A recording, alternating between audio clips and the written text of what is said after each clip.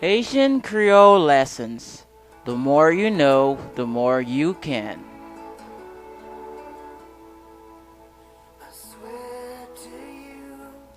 Leçon 1.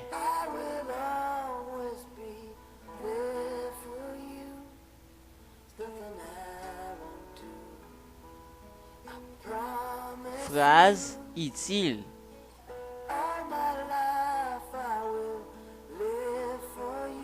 Moins soif.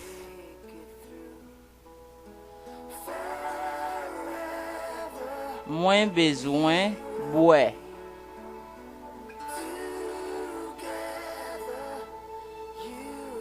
Moins grand goût.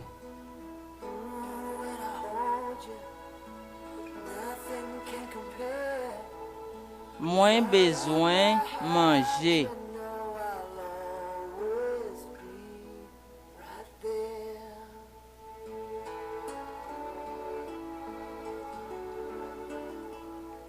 Moins fatigué.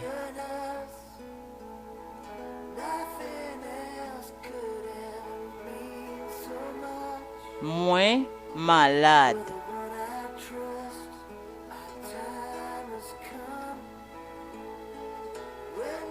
Moins besoin yon ti repos. Moins ou li. Nous, yo. Verbe.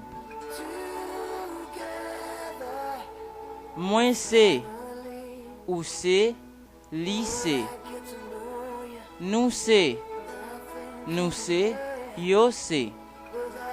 Expression. Moun ki bo ou ye. Mwen se moun.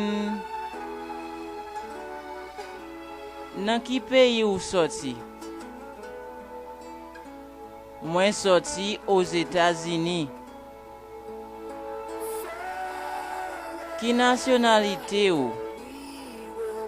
Mwen se Américain.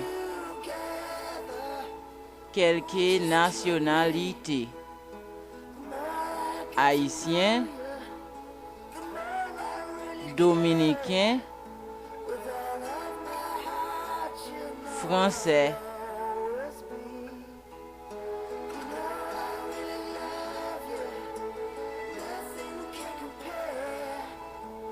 This was Creole Facile.